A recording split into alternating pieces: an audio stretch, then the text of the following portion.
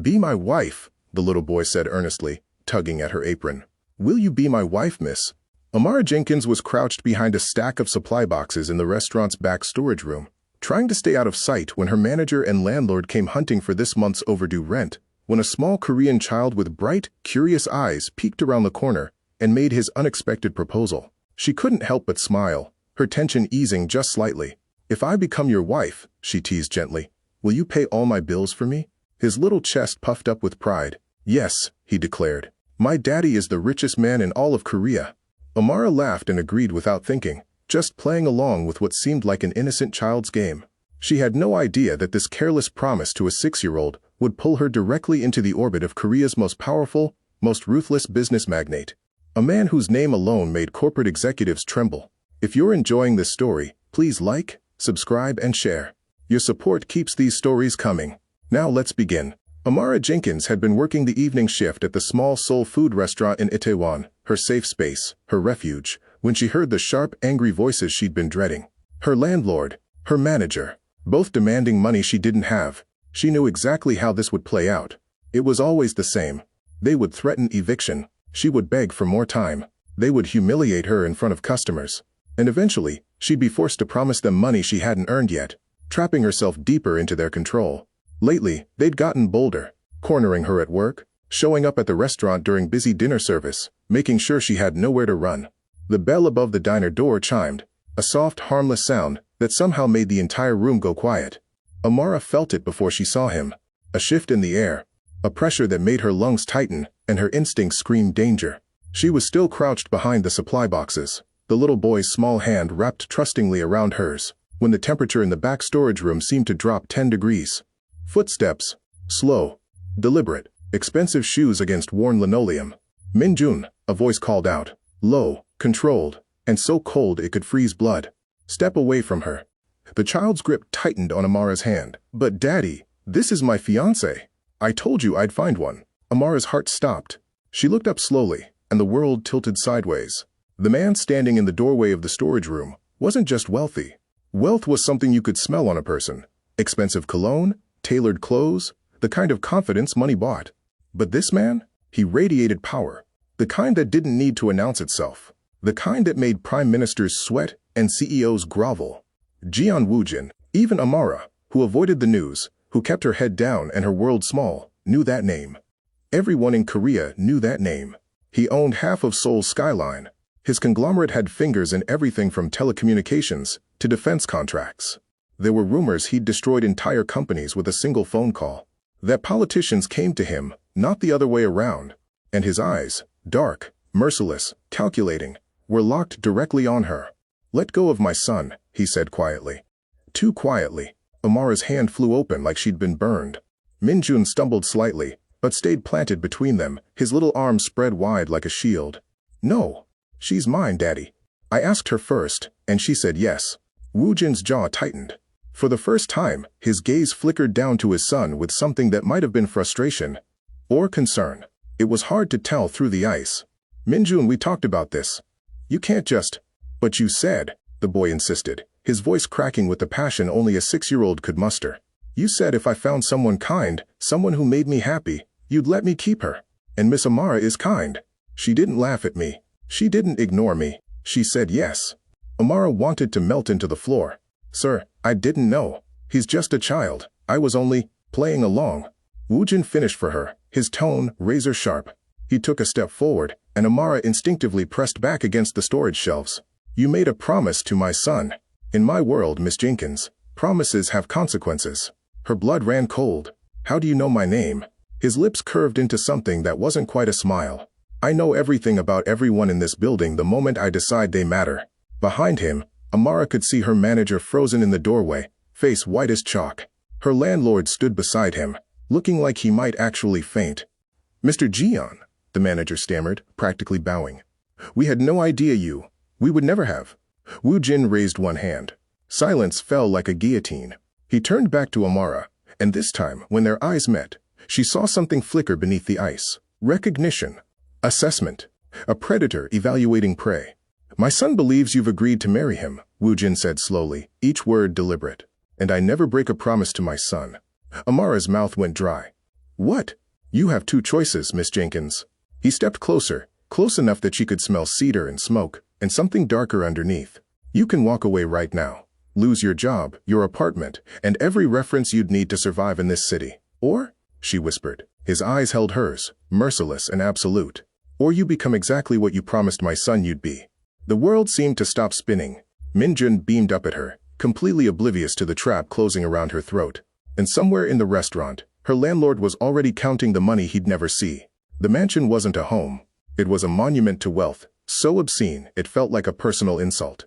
Amara stood in the marble foyer, still wearing her stained waitress uniform, her dark skin, a stark contrast against the cold white elegance surrounding her. Staff members in pristine black suits moved around her like she was invisible. Or worse, like she was something they were trying very hard not to stare at.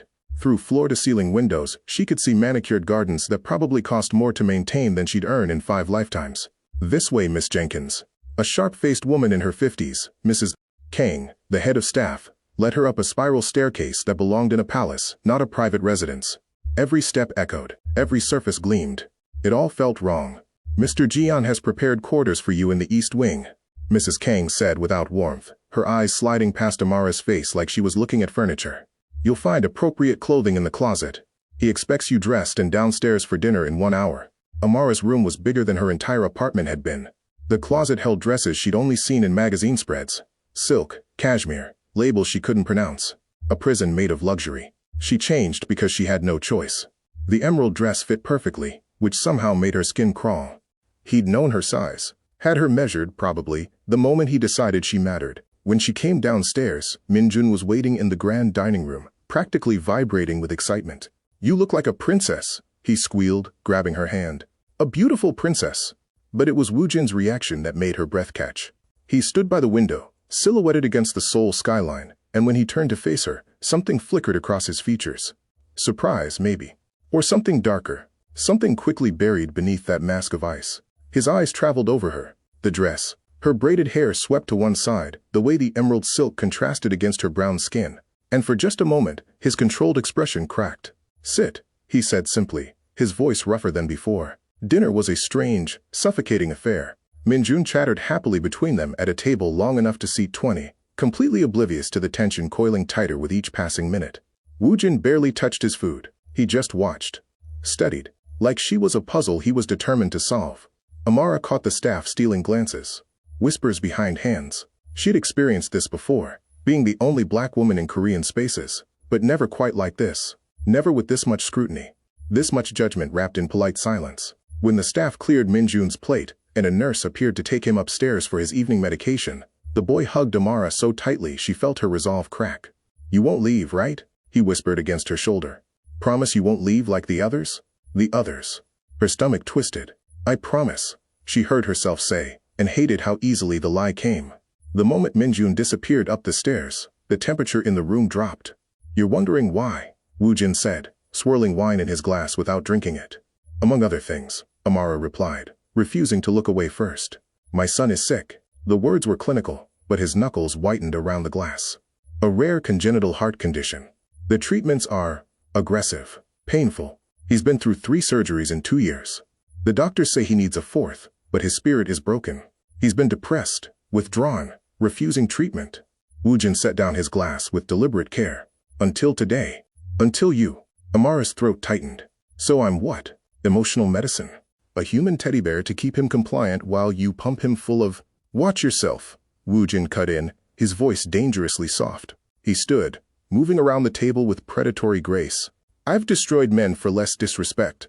Then destroy me, Amara shot back, surprising herself. Because I won't be some prop in your son's medical drama. I won't pretend to love him just to... You already do. The words hit like a slap. Woo-jin was close now, close enough that she could see the shadows under his eyes, the exhaustion he hid behind tailored suits and ruthless efficiency. I've paraded dozens of suitable candidates through this house, he continued quietly. Actresses, socialites, women who would kill for this position. Professional nurturers who came with PhDs in child psychology. Min-jun hated them all, saw right through them. His gaze burned into hers. Then he met you, a waitress hiding behind trash bins, terrified, and broke. And for the first time in 6 months, he smiled, really smiled. That doesn't give you the right to. It gives me every right. Woo-jin's hand came up, not touching her, but close enough that she could feel the heat radiating from his palm. Close enough that she noticed how his eyes lingered on her face, on the curve of her neck, like he was seeing something he hadn't expected to find. My son is dying, Miss Jenkins. His neck surgery has a 30% mortality rate. And right now, you're the only thing keeping him hopeful enough to fight. The words sucked all the air from the room. So here's your deal, Woo-jin continued, stepping back, rebuilding his walls brick by brick. You stay. You play your role. You keep him happy, keep him fighting. And in return, I'll pay off every debt you have. Your landlord, your manager, whoever else has their claws in you, they'll disappear. You'll want for nothing. And if I refuse, his smile was arctic. Then tomorrow morning, Min-jun wakes up to find his fiancée abandoned him like everyone else. And I'll make sure you never work in this city again.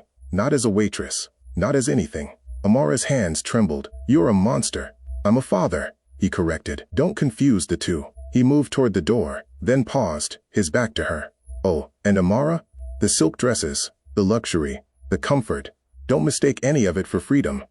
You belong to this house now. To my son. His head turned slightly, just enough for her to see his profile. And whether you like it or not, you belong to me.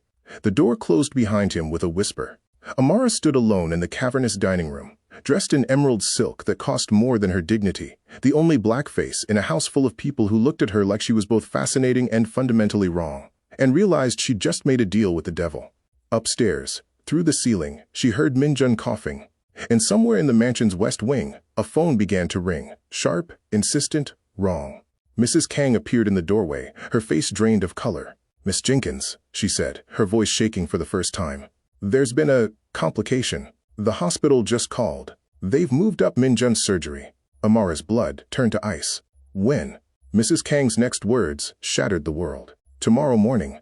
And Mr. Jeon just collapsed in his office. Woo-jin hadn't collapsed.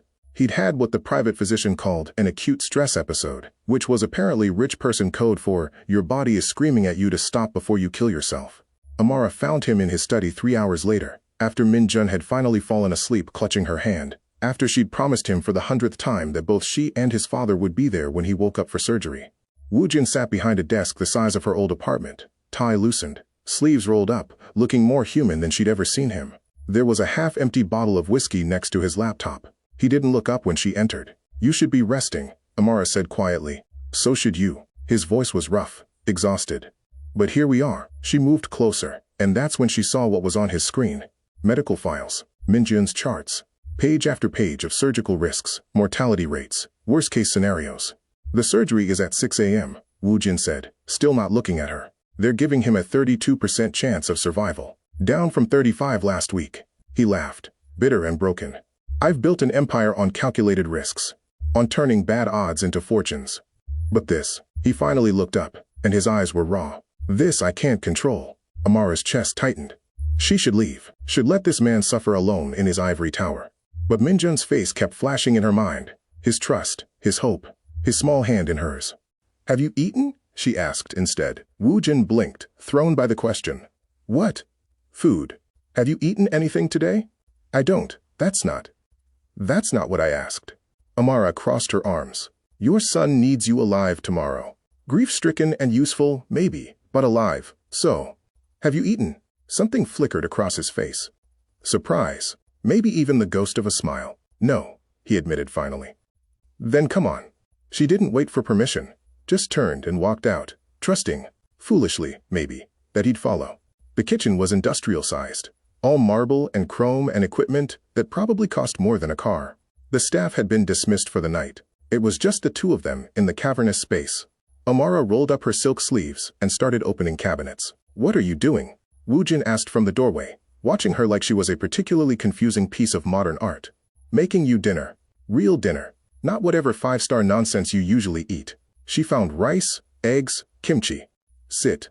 I don't take orders in my own house. Tonight you do. For a long moment he just stared at her.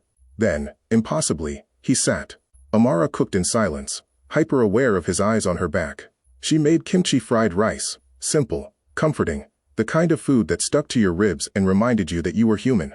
When she placed the bowl in front of him, his expression was unreadable. Eat, she said, sitting across from him with her own bowl. He picked up the chopsticks, took a bite, and something in his face, just crumbled. "My mother used to make this," he said quietly. "Before she died. Before everything became about the business, about legacy, about building something that would outlast us all." He took another bite, and his hand was shaking slightly. "I haven't tasted anything like this in 20 years. Amara's throat tightened. "I'm sorry. About your mother. Don't be. She wouldn't want pity." Woo-jin set down his chopsticks, and when he looked at her, there was something new in his eyes. Something that made her pulse quicken. "You didn't have to do this. Any of it. You could have left. Should have left. Your son made me promise. My son is 6. Promises to children don't count in the real world. They count to me." The words hung between them, heavy with meaning. Neither of them wanted to examine too closely. Woo-jin stood, moving around the counter with that predatory grace that made her want to run, but she held her ground, even when he stopped close enough that she could feel the heat radiating off him. "You're not like them," he said softly, and his hand came up, hovering near her face but not quite touching. "The others, the women I tried to introduce to Min-jun, they saw dollar signs. Status, power." His fingers finally made contact, just barely, tracing the line of her jaw with a gentleness that stole her breath. "But you see a sick little boy who needs someone to care. You see a father at the end of his rope. You see people." Woo-jin. His name felt dangerous on her tongue. "Say it again." His thumb brushed across her cheek, and his eyes had gone dark, intense. "No one said my name like that in, I can't remember how long. This was a mistake. A terrible, dangerous mistake." But Amara couldn't make herself pull away. "This isn't real," she whispered. "This whole thing, it's just an arrangement for Min-jun. Is it?" His other hand came up, cradling her face like she was something precious, something breakable. "Because it's starting to feel very real to me." He leaned in, and Amara's heart hammered against her ribs. His lips were a breath away from hers when the kitchen door slammed open. Mrs. Kang stood there, face sheet white, phone clutched in her shaking hand. "Mr. Jeon, the hospital just called again." Her voice cracked. "Min-jun's condition has deteriorated. They're moving the surgery up. They need him there in 1 hour, or..." She didn't finish the sentence. She didn't have to. Woo-jin was already moving, the vulnerability from moments ago replaced by cold, calculated control. But as he passed Amara, his hand found hers and squeezed once, desperate, terrified, human. "Come with me," he said. Not an order. A plea. They were halfway to the car when Amara's phone buzzed. An unknown number. She almost ignored it. But something made her look. The text message had no words. Just a photo. Her, in the restaurant, with Min-jun, the moment she'd agreed to his proposal, and beneath it, a second message that turned her blood to ice. "I know who you really are, Amara Jenkins. What you're running from, what you did back in the States, and if you don't leave that house by sunrise, Korea's richest man is going to know too. Every single detail." The phone slipped from her numb fingers. Woo-jin was calling for her from the car, urgent, desperate. Min-jun was dying, and someone from her past had just found her. The hospital waiting room smelled like disinfectant and fear. Amara sat beside Woo-jin, their hands still intertwined from the car ride. Neither of them had let go. Through the surgical wing doors, Min-jun was fighting for his life. 4 hours into a 6-hour procedure. Every minute felt like drowning. The threat on her phone burned in her pocket like a live coal. Leave by sunrise, or he learns everything. But sunrise was in 2 hours, and Min-jun was still on that table, and Woo-jin's grip on her hand was the only thing keeping either of them from falling apart. "He has to make it," Woo-jin said for the 100th time, his voice hollow. "He has to." Amara squeezed his hand. "He will. He's strong. Just like his father." Woo-jin turned to her, and the raw emotion in his eyes made her chest ache. "If he survives this, I'm going to." The waiting room doors burst open. The woman who entered didn't walk. She swept in like a winter storm given human form. Late 60s, impeccably dressed in a Chanel suit that probably cost more than most people's cars. Silver hair pulled into a severe bun. Every eye in the waiting room turned to her, then quickly looked away. Madame Song, Woo-jin's mother, the woman who'd built the Jeon Empire from nothing, and ruled it with an iron fist until she'd passed the throne to her son. Woo-jin's entire body went rigid. "Mother," he said, standing slowly. "I didn't call you. Mrs. Kang did. Someone had to." Madame Song's sharp eyes swept the waiting room, cataloging everything, and when they landed on Amara, they went cold as death. "So, this is the girl." Girl, not woman. The insult was deliberate. Amara stood, meeting that glacial gaze head-on. "Amara Jenkins, ma'am. I know who you are." Madame Song's lips curved into something that wasn't quite a smile. I know everything about you, Miss Jenkins. It's amazing what one can discover with the right resources. Amara's blood turned to ice. No, it couldn't be. Mother, this isn't the time. Woo-jin started. Isn't it? Madam Song cut him off with a look that could freeze lava. My grandson is on an operating table, fighting for his life, and you've brought this. She gestured at Amara like she was something rotting, into our family. A waitress? A foreigner? A woman with a very interesting history back in America? The waiting room had gone silent. Even the other families were watching now, sensing blood in the water. What are you talking about? Woo-jin's voice was dangerous, but his mother didn't flinch. Ask her. Madam Song's eyes never left Amara's face. Ask her about Chicago, about the Marcus family, about why she really left America in such a hurry 3 years ago. Amara's world tilted sideways. The Marcus family. God, no, not that. Anything but that. I don't know what you think you know, Amara started, but her voice was shaking. I know you were engaged to Jonathan Marcus, Madam Song said coldly. Heir to the Marcus Hotel empire. I know the engagement ended quite suddenly. I know there were accusations. Theft. Fraud. His family's money going missing. And I know you fled to Korea 2 weeks before the police could formally charge you. That's a lie. Amara's voice cracked. I never. Jonathan was the one who. Who what? Madam Song stepped closer, circling like a shark. Who framed you? How convenient. How utterly predictable. She turned to Woo-jin, who looked like he'd been carved from stone. And you, my brilliant son, brought this woman into our home.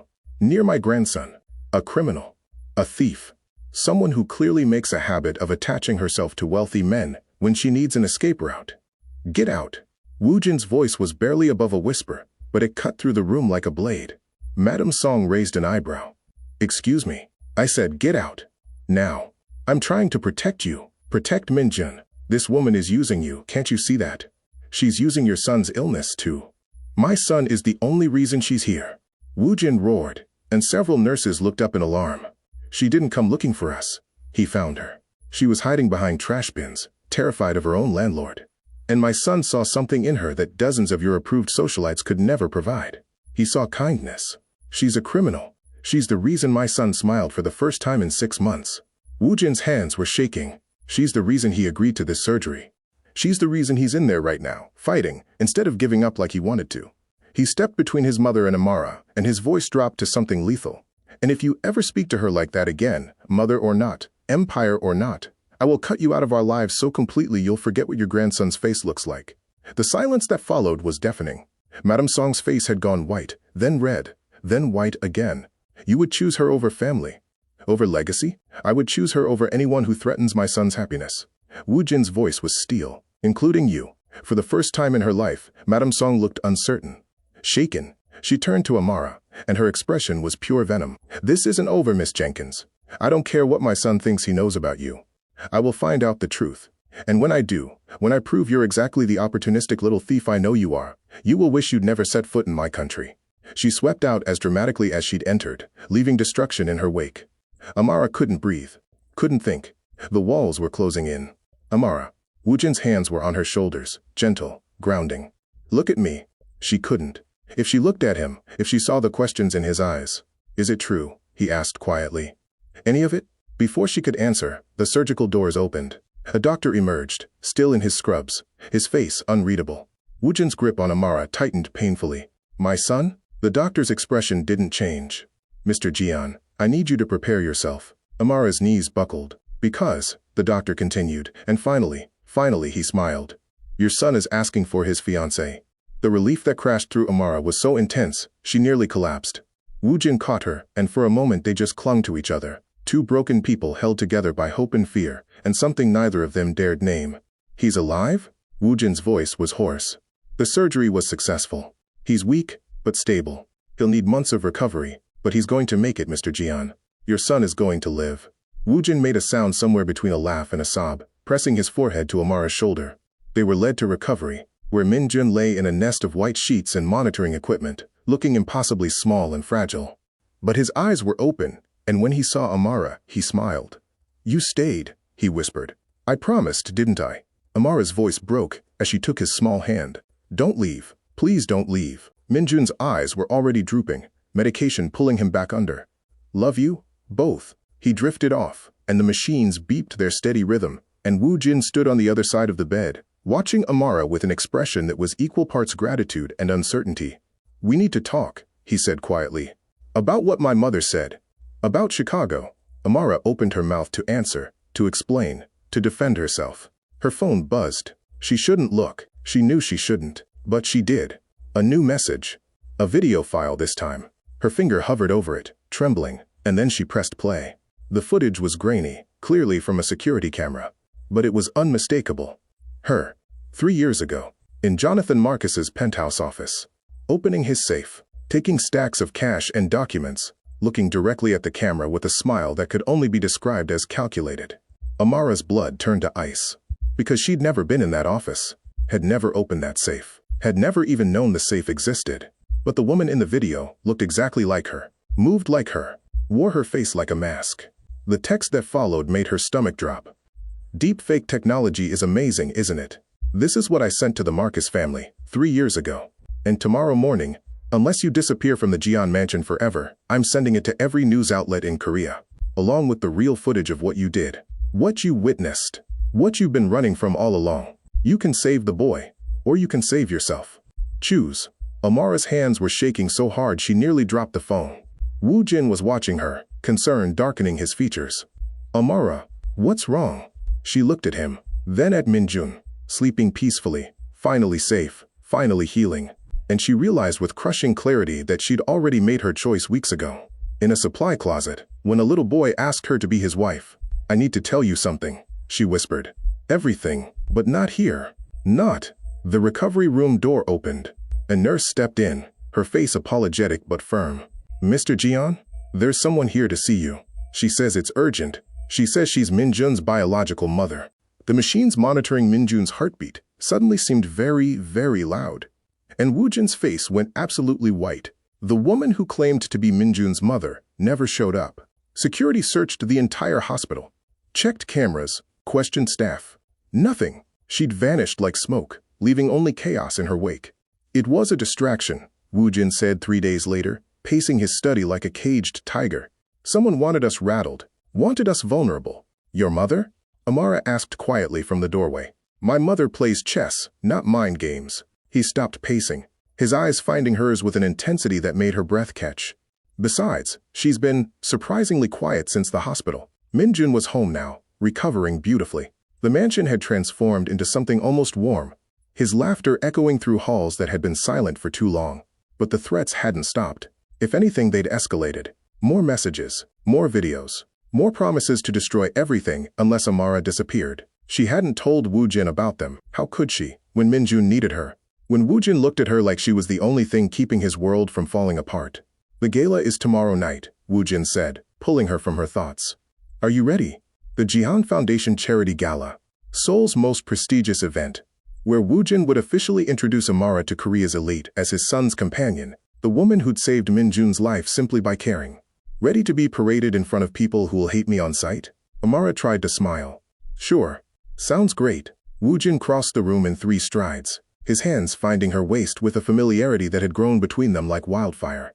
"They won't hate you. Your mother does. My mother hates everyone. You're not special." But his smile was soft, genuine. "Though you are to me." Amara's heart stuttered.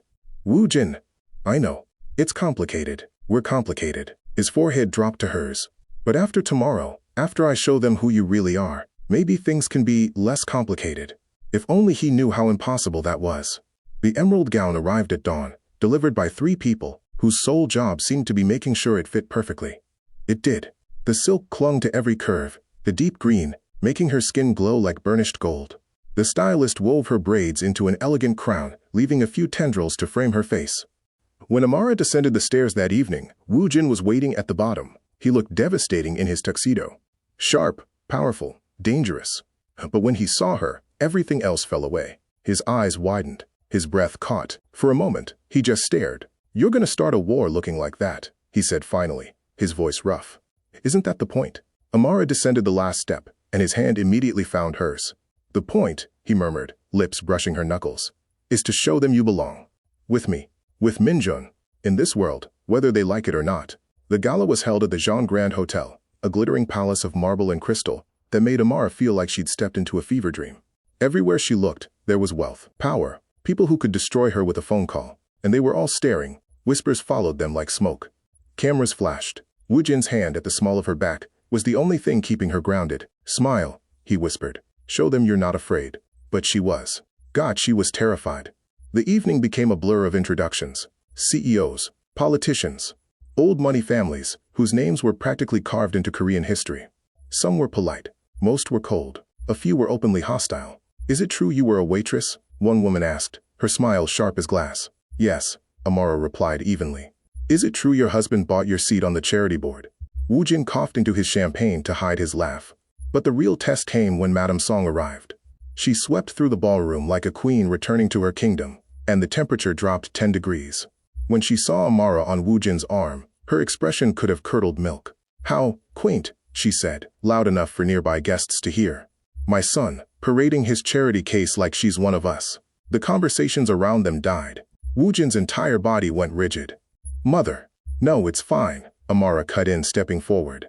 Her heart was hammering, but she kept her voice steady. "You're right, Madame Song. I'm not one of you. I didn't grow up with money. I didn't attend the right schools, or summer, in the right places. I worked 3 jobs just to eat, and yes, I was serving food when your grandson found me." The ballroom had gone completely silent now. Even the orchestra had stopped playing. "But you know what?" Amara continued, holding Madame Song's gaze. "Min-jun didn't care about any of that. He saw someone who was kind, who listened, who treated him like a person instead of an heir to a fortune. And if that makes me a charity case, then I'll wear that label with pride." For a long moment, no one moved. No one breathed. Then Woo-jin stepped beside her, his hand finding hers, their fingers intertwining in front of 500 witnesses. "Miss Jenkins is not a charity case," he said, his voice carrying through the silent ballroom. "She's the reason my son is alive. The reason he fought through a surgery that should have killed him. The reason he smiles now instead of waiting to die." He turned to face the crowd, and the power radiating from him was absolute. "And anyone who has a problem with her presence in my life can take it up with me personally." The threat hung in the air like a blade. Then, impossibly, someone started clapping. Then another. Then another. Within seconds, the entire ballroom was applauding, some genuine, most obligatory, but applause nonetheless. Madame Song's face had gone purple. She turned and left without another word, her entourage scrambling to follow. Woo-jin pulled Amara closer, his lips brushing her temple. "Dance with me." The music stopped. "Then we'll make our own." He led her onto the dance floor, and as if on cue, the orchestra began a slow waltz. Other couples joined them, but Amara only saw Woo-jin, only felt his hand at her waist, his eyes burning into hers with an intensity that made her dizzy. "You were magnificent," he murmured. "I was terrified. You were perfect." His hand tightened on her waist, pulling her closer than was strictly proper. "Amara, I need to tell you something. About how I—" Mr. Jeon, an assistant, appeared at his elbow, face apologetic. "I'm sorry to interrupt, but there's an urgent call. The board is threatening emergency action if you don't." "Handle it," Woo-jin said without looking away from Amara. "Sir, they're threatening to remove you as CEO if—" "Let them try." He pulled Amara toward the terrace doors. "Come with me." They escaped into the cool night air, Seoul's skyline glittering like scattered diamonds below them. Alone, finally, away from the cameras and whispers and endless judgment, Woo-jin backed her gently against the marble railing, his hands framing her face with a tenderness that stole her breath. "I'm falling for you," he said simply. "This stopped being an arrangement the moment Min-jun brought you into our lives. Maybe even before that. I don't care about the complications. I don't care what my mother thinks, or the board, or anyone else. I just care about you." Woo-jin, The confession burned on her tongue. The truth about Chicago, about the threats, about everything she'd been hiding. But then he was kissing her. Soft at first, questioning, giving her space to pull away. But she didn't. Instead, she melted into him, her hands fisting in his tuxedo jacket, kissing him back with 3 weeks of pent-up tension and fear, and something that felt dangerously like love. When they finally broke apart, both breathing hard, Woo-jin rested his forehead against hers. "Come home with me," he whispered. "Not to the mansion. To my private apartment. Just us. No staff, no expectations, no." Amara's phone buzzed. She tried to ignore it, but it buzzed again. And again. "You should check that," Woo-jin said reluctantly. With shaking hands, Amara pulled out her phone. 17 missed calls, all from the same unknown number. And one new message. "Beautiful dress. Shame about what's underneath. Check your email, now." Amara's blood turned to ice. I need to, bathroom. I'll be right back. She practically ran inside, finding an empty corridor, her fingers fumbling with her email app. One new message. No subject line. Just a video attachment, and 3 words. Tomorrow. Press conference. Proof. The video loaded. Security footage. Dated 3 years ago. Chicago. But this wasn't a deep fake. This was real. Amara watched herself, younger, more naive, walk into Jonathan Marcus's office. Watched him pour her wine. Watched her drink it, laughing, trusting. Watched him slip something into her second glass while she wasn't looking. The timestamp jumped forward. Now she was unconscious in a chair while Jonathan opened his own safe, took out cash and documents, carefully pressed her fingerprints to everything. The camera caught it all. The setup, the frame, the calculating smile on his face as he called security and claimed she'd tried to rob him. But the video kept playing, and what came next made Amara's knees buckle. Because after security arrived, after she woke up confused and terrified, after Jonathan made his accusations, the camera caught him making a phone call. And the voice that answered, clear as day. Did it work? Is she finished? Madame Song's voice. Madame Song had helped Jonathan Marcus frame her 3 years ago, and now she had the proof. Amara stood frozen in that corridor, her entire world tilting sideways, when hands grabbed her from behind. A cloth pressed over her mouth, chemical sweet, suffocating. She tried to scream, but darkness was already closing in. The last thing she saw before losing consciousness was a face she recognized from 3 years ago. Jonathan Marcus smiled down at her. Hello, Amara. Miss me? Then nothing. Amara woke to the smell of expensive leather and regret. She was in a car, moving fast, city lights streaking past tinted windows. Her head pounded. Her mouth tasted like chemicals. And Jonathan Marcus sat across from her, looking exactly like the nightmare she'd spent 3 years trying to forget. Easy, he said when she lurched upright. The sedative will take a few minutes to wear off completely. You. Her voice came out raw, broken. You kidnapped me. Rescued you, actually. Jonathan smiled that same, charming smile that had fooled her once. Never again. From a family that's been using you. That's been lying to you. He leaned forward, elbows on his knees. Did you really think Madame Song's involvement in your framing was coincidental? She approached me 3 years ago, Amara. Paid me $2 million to destroy you. Why? The word barely made it past her lips. Because she saw you as a threat even then. Jonathan Marcus dating a black woman from nowhere? That kind of publicity could have. He waved a hand dismissively. Well, it doesn't matter now. What matters is I can prove everything. The frame job, her involvement. I can clear your name. Amara's mind raced through the fog. What do you want? Just to talk. To explain. Her phone, still clutched in her numb hand, started vibrating. Woo-jin's name flashed across the screen. Jonathan's expression hardened. Don't. She answered anyway. Amara, where are you? You've been gone for 20 minutes, Woo-jin's voice was strained, worried. Are you all right? She looked at Jonathan, at the locked doors, at the driver who was definitely hired muscle. I'm fine. Just needed some air. I'll be back soon. Amara. Woo-jin's voice dropped low, dangerous. He knew. Somehow, he knew. Tell me where you are, right now. I said I'm fine. The phone was suddenly ripped from her hand. Jonathan ended the call, powered it down, pocketed it. That was a mistake, Amara said quietly. No, the mistake was you getting involved with the Jeon family in the first place. Jonathan pulled out a tablet, swiping through documents. Did you know Madame Song has been investigating you this whole time? That she's compiled a file this thick? He held up his fingers, measuring. Every job you've worked, every place you've lived, everyone you've ever cared about. She knows everything, Amara, and she's planning to use it. Then why did you send me that video? Why show me the proof? Jonathan's smile turned sad. Because despite everything, I did care about you. And I've spent 3 years watching what my greed did to your life. This is me trying to make it right. By drugging and kidnapping me? By giving you a choice. He handed her the tablet. On here is everything you need to expose Madame Song. To clear your name. To be free. His eyes met hers, and for the first time, she saw genuine remorse. But if you go back to that gala, if you stay with that family, she will destroy you. Completely. And this time, I won't be able to help. The car was slowing now. They'd reached some kind of private airfield. I can have you on a plane to anywhere in the world within an hour, Jonathan continued. New identity, new life, away from all of this. Or, he gestured back toward the city. You can go back. Fight a woman who owns half of Korea. And probably lose everything, including your life. Amara stared at the tablet. At 3 years of proof, of vindication, of freedom.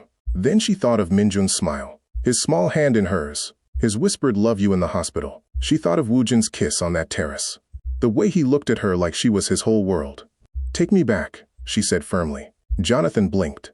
What? I said take me back. Now. She stood as much as the moving car would allow. Or I start screaming, and I don't stop until someone calls the police. Amara, you're not thinking clearly. I'm thinking perfectly clearly. She met his eyes, and her voice was steel.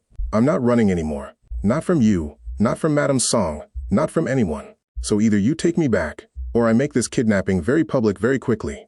For a long moment, Jonathan just stared at her. Then he laughed, bitter, amazed. You really love him, don't you? The Ice King himself. That's none of your business. Fine. He knocked on the partition. Turn around. Take her back to the hotel. The driver looked uncertain, but complied. 25 minutes later, the car pulled up to the hotel's service entrance. Jonathan handed back her phone, powered on now, and showing 43 missed calls from Woo-jin. You're making a mistake, he said quietly. Maybe, but it's my mistake to make. Amara paused at the door. And Jonathan? Don't contact me again. Whatever guilt you're carrying, work it out with a therapist. I'm done being your redemption. She slammed the door and ran. Back through the service corridors, up the staff elevator, bursting back onto the terrace where... chaos. Woo-jin stood surrounded by security, his phone pressed to his ear, his face a mask of barely controlled panic. When he saw her, relief and fury warred across his features. Where the hell were you? He crossed to her in 3 strides, hands gripping her shoulders. Do you have any idea? I thought. I'm sorry, A crash from inside the ballroom cut her off. Then screaming, they ran inside to find guests crowding around someone, on the floor. Amara's heart stopped. Min-jun.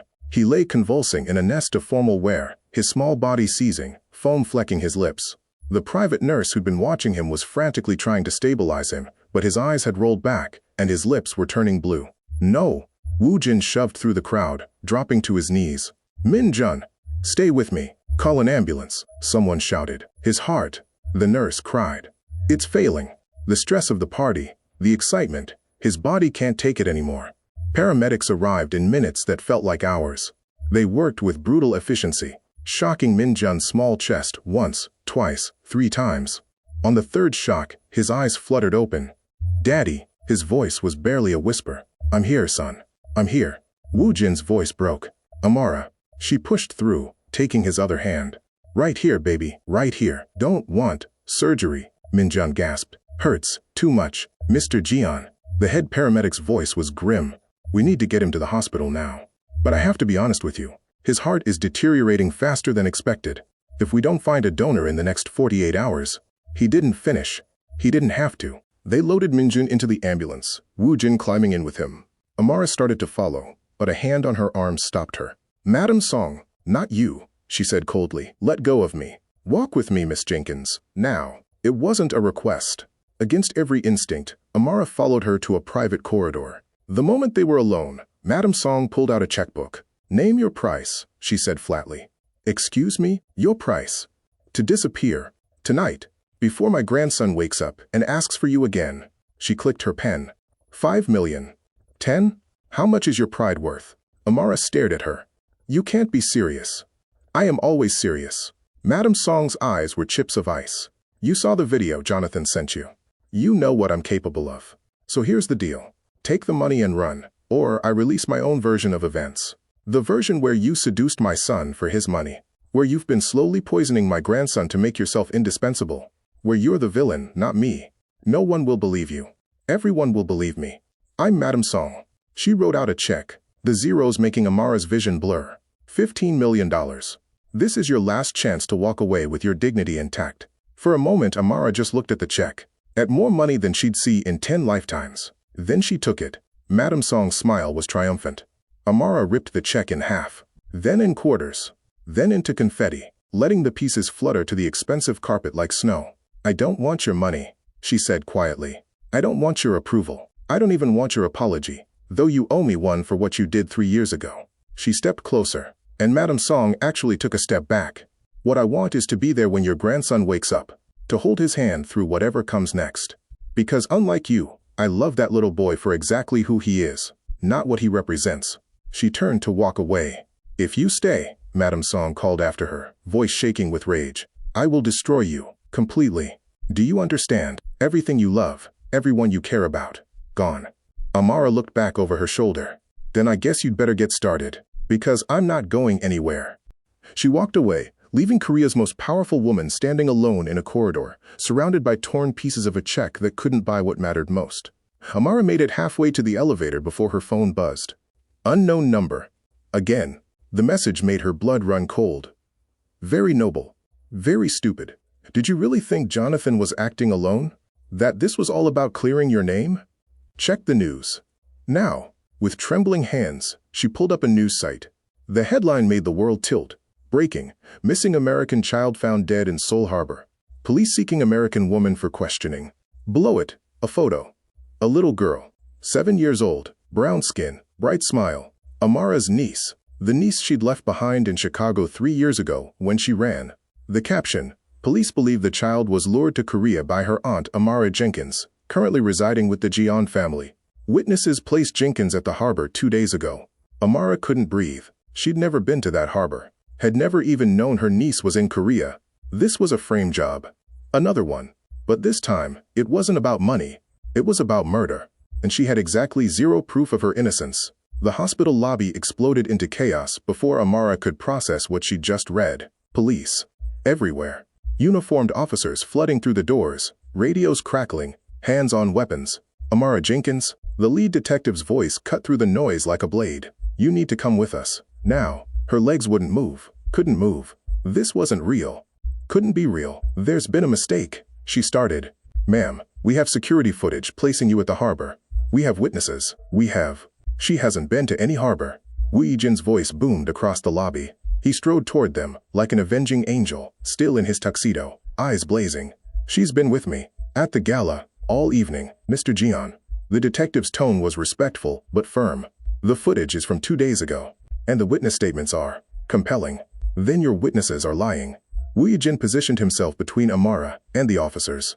Or someone paid them to lie, which, in this city, isn't exactly difficult. The detective's jaw tightened.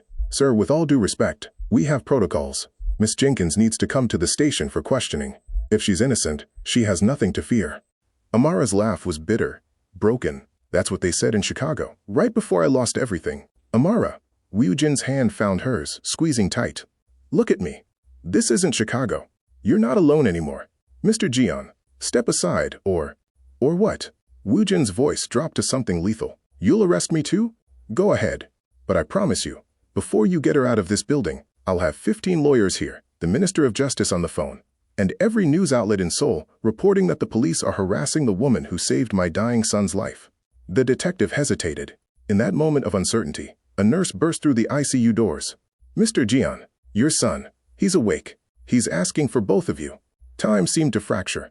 The detective looked between Woo-jin and Amara, calculating. Finally he sighed. Fine. You have 20 minutes with the boy. Then Miss Jenkins comes with us. Non-negotiable. They ran. Through sterile corridors that smelled like antiseptic and fear, past worried families and exhausted doctors, until they burst into Min-jun's room. He was sitting up, small, pale, covered in wires and tubes, but awake, alive, smiling. Daddy, Amara. His voice was weak, but so happy. You came. Amara collapsed beside his bed, taking his tiny hand in both of hers. Of course we came. We'll always come. The doctor said I almost died. Min-jun's eyes were too serious for a 6-year-old. They said my heart stopped working right. But you fought, Woo-jin said roughly, his other hand on his son's head. You fought so hard, Min-jun. Because I wanted to see you get married. Min-jun looked between them with complete innocence. You are getting married, right? You kissed at the party. I saw it on Mrs. Kang's phone. Amara's heart shattered and rebuilt itself in the same moment. Min-jun, sweetheart, she started.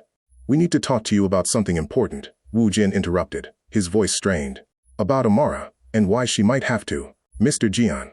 A different doctor appeared in the doorway, his face lit with cautious hope. We just got a call. There's a heart. A match. The donor family in Busan agreed.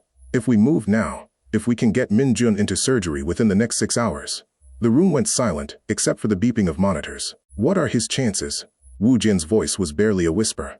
70% survival rate. Which is, it's as good as we could hope for. The doctor's smile was genuine. Mr. Jeon, your son has a real chance now. 70%. Not a guarantee, but a chance. I'm scared. Min-jun whispered, his brave facade crumbling. What if I don't wake up? You will. Amara squeezed his hand, her voice fierce, despite the tears streaming down her face. You have to. Because we have a wedding to plan, remember? Promise? His eyes were so wide, so trusting. I promise. The words felt like an oath, a vow, carved into her soul. They began prepping Min-jun immediately. Woo-jin stayed by his side, murmuring reassurances, while Amara stepped back to give them space. That's when she felt it. The hand on her shoulder. The detective. Time's up, Miss Jenkins. No. Woo-jin stood, his eyes wild. She stays until he goes into surgery. That's final. Mr. Jeon. That's final. Something in his voice made even the detective back down. Fine. But the moment those doors close, she's ours. The next 3 hours were agony. Signing consent forms. Listening to surgical risks. Watching them prepare a little boy who'd already been through too much. When they finally wheeled Min-jun toward the operating room, he reached for both their hands. Daddy. Amara? Yes, baby? Amara's voice cracked. When I wake up, can we have chocolate cake? All 3 of us. All the chocolate cake in Seoul, Woo-jin promised.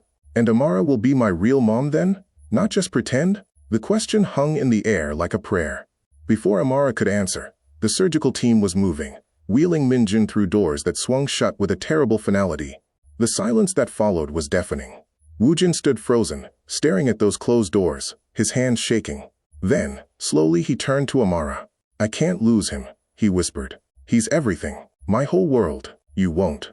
Amara moved toward him, but the detective stepped between them. That's enough. Miss Jenkins, let's go. Wait. Woo-jin's voice was raw. Just wait, please. He dropped to one knee right there in the hospital corridor. From his jacket pocket, he pulled out a small velvet box.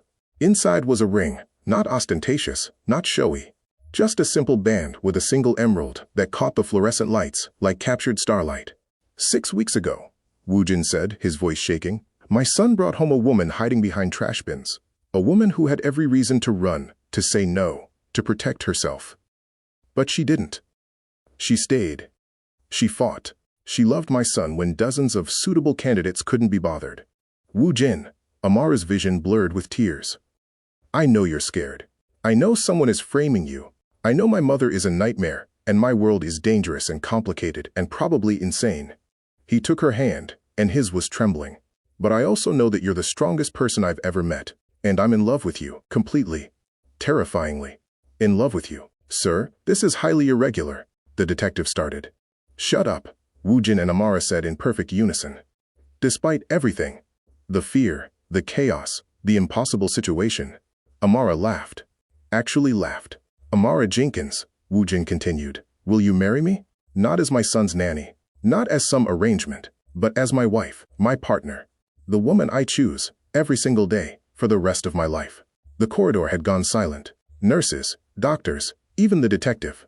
Everyone was watching.